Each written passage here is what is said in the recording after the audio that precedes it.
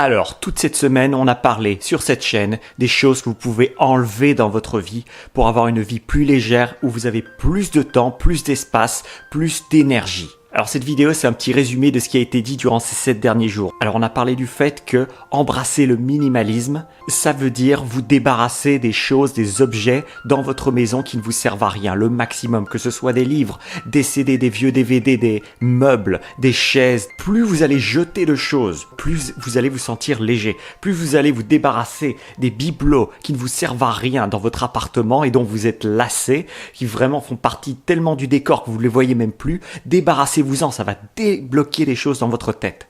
Principe même du minimalisme. Mais le minimalisme ne s'applique pas seulement aux objets, ça s'applique aussi à vos pensées.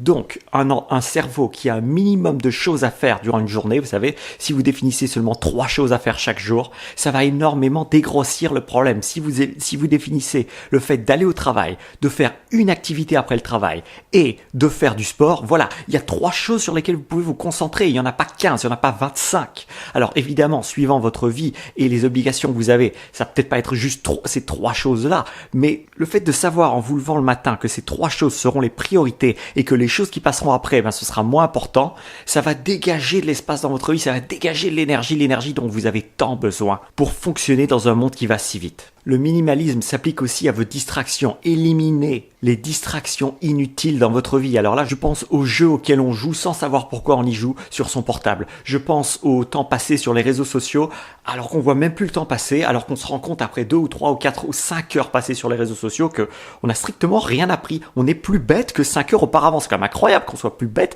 après 5 heures de lecture que avant 5 heures passées sur les réseaux sociaux. Mais oui, c'est possible, c'est tout à fait possible. C'est le monde dans lequel on vit. Donc il faut se méfier des manières dont on se distrait aujourd'hui parce qu'elles peuvent littéralement transformer notre cerveau en grosse compote de pommes. Et vous n'avez pas envie d'avoir un cerveau en compote de pommes, vous avez envie d'avoir un cerveau solide et brillant et rose et musclé comme une noix. Vous savez, si vous visualisez une grosse noix, un cerneau de noix, voilà, votre cerveau il doit être dur, il doit être musclé comme ce cerneau de noix. Alors les réseaux sociaux, les distractions inutiles transforment votre cerveau en compote de pommes et vous voulez pas ça dans votre tête, croyez-moi. Le minimalisme, c'est aussi apprendre à dire non aux gens qui vous demandent des choses que vous n'avez pas envie de faire, mais vous sentez obligé de dire oui, vous savez même pas pourquoi.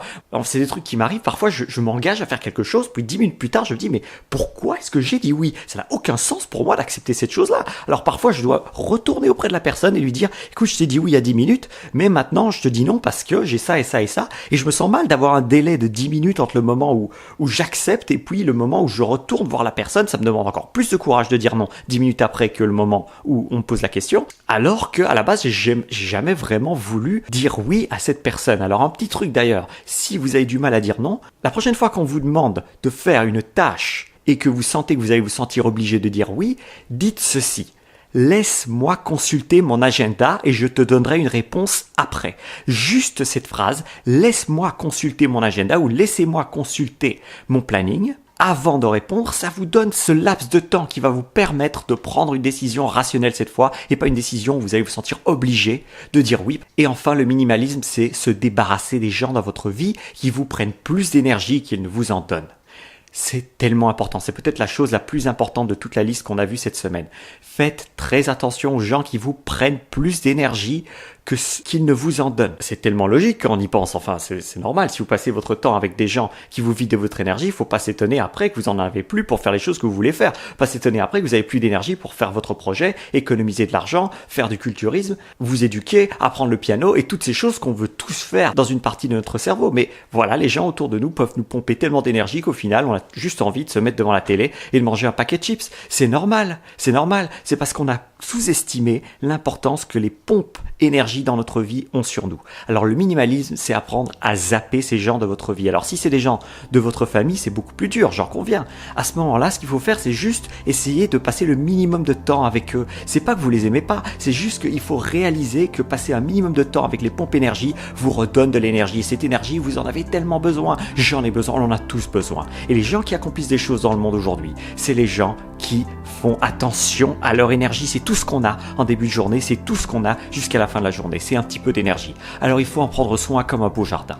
C'est tout pour ce contenu, on se voit demain pour une autre vidéo. J'espère qu'il vous sera utile. En attendant, prenez soin de votre cerveau. C'était Thierry Markovitch.